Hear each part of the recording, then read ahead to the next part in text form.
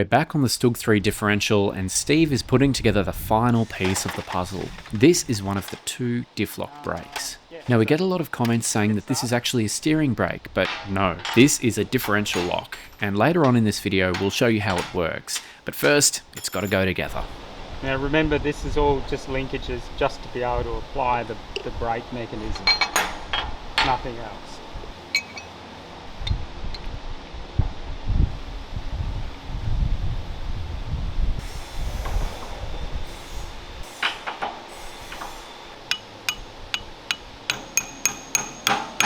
Take note how the nut is domed and it fits into this machining on the adjuster lever. So this is the adjuster for the diff lock system. Lock washer, we'll do that later once we've adjusted the brakes.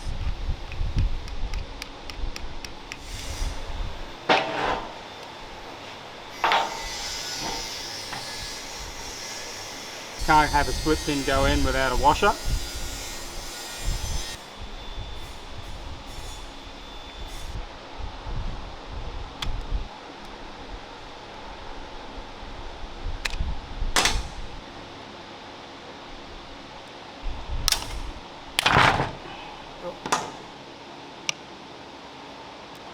Cut them off different lengths.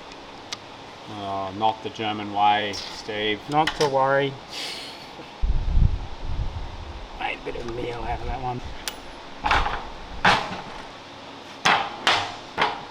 Well, this is the heart of the brake adjusting mechanism, and it's the best engineered brake shoe adjusting mechanism I've ever seen. So it's actually a tiny little gearbox inside here. You've got left hand and right hand thread on there, so that if you turn it one way it increases the clearance and turn it the other way it decreases the clearance. And after 80 odd years of sitting around, we didn't even bother pulling the thing apart. It's still perfectly free and it's as good as the day it was made, even though it's a bit rusty on the side.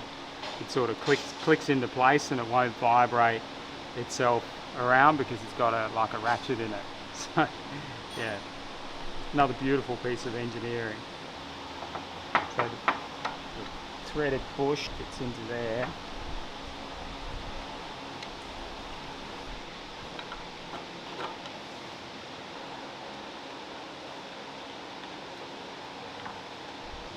That's sort of about the same.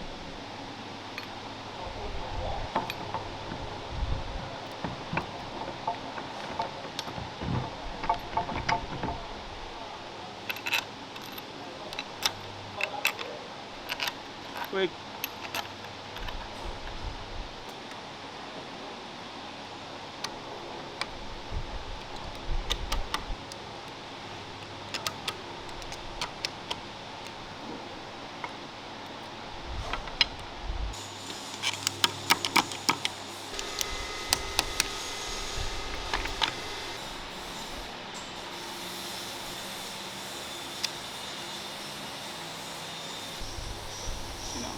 In case you're wondering, these little spring clips help keep the brakes pushed onto position.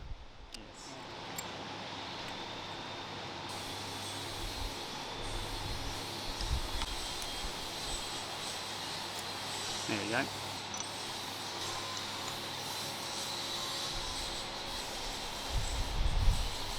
I'll torque this up properly once the side plate is installed.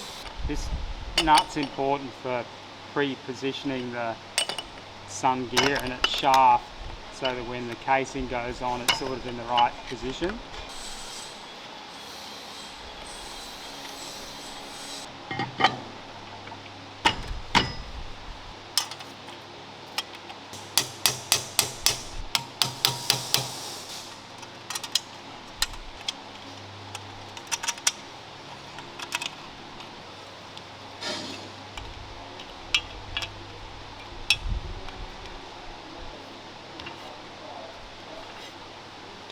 Nice.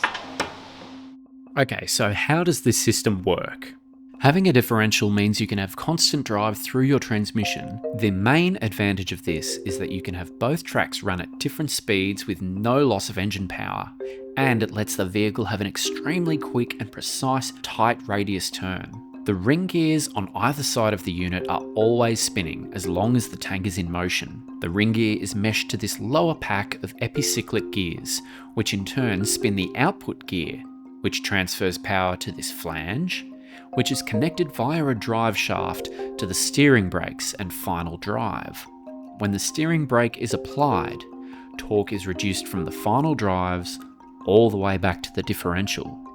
But the power from the engine through the transmission does not stop and continues to spin this ring gear. This is where the sun gear comes into play in this lower epicyclical pack, letting the rotation of the ring gear continue without allowing any torque to be transferred back to the side braking system. In a low traction environment where the vehicle is at risk of getting bogged, the diff lock is applied to force all engine torque to be transferred into both tracks equally without any slippage. The vehicle is unable to turn when the diff is locked, but this function would no doubt have come into its own during the Rasputitsa. Soviet vehicles rely on a clutch-based steering system. This is mechanically a lot simpler, but there are a lot of things that can go wrong with it. Clutches wear out, they overheat, they require constant adjustment, it can get oil and grease on it, which can cause it to slip. If any of these failures occur, the tank is out of action. American tanks use a differential, but it's a mechanical type system, and its design does not enable a zero turn. It will always require some forward motion. Hey, hello, Taylor. This system, while mechanically complex, actually requires very little maintenance, adjustment, or operator intervention, and being able to zero turn enhances the overall combat effectiveness of the vehicle dramatically, especially for a StuG with no turret. Look how smooth my Lazy Susan turntable works, huh?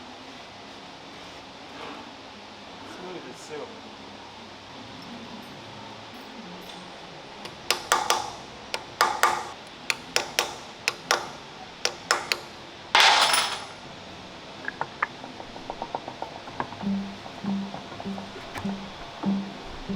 Look at the way the inertia in the system keeps it all spinning.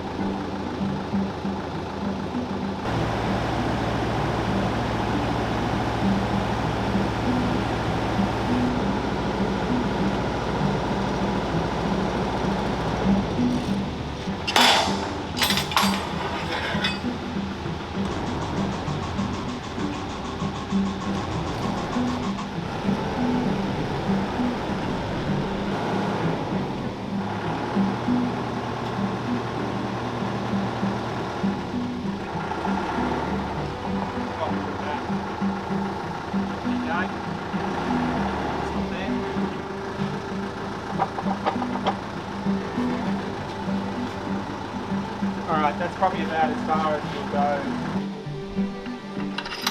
People are starting to work out. It's taken a really long time to refurbish this unit. I mean, just look at the state of it. Certainly not in the worst condition, but to make it usable has meant hundreds of man hours and the replacement of every seal, bearing, and dozens of other small parts. From when we got this unit to now is like night and day, and if you think he's earned it, be sure to show your support for Steve and the channel by subscribing and leaving a like and a comment. But that's all we have for you for now. Have a great weekend, and we'll see you next week on Workshop Wednesday.